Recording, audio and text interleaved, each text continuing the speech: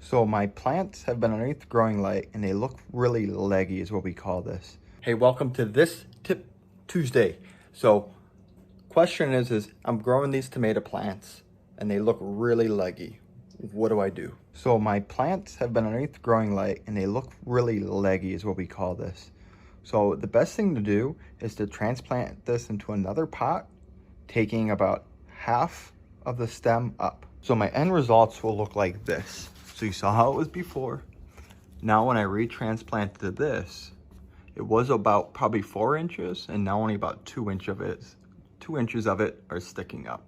So it's okay to do that because tomato plants need a deep root. So it's best to plant the tomato plant about 3/4 of the way or half of the stem up.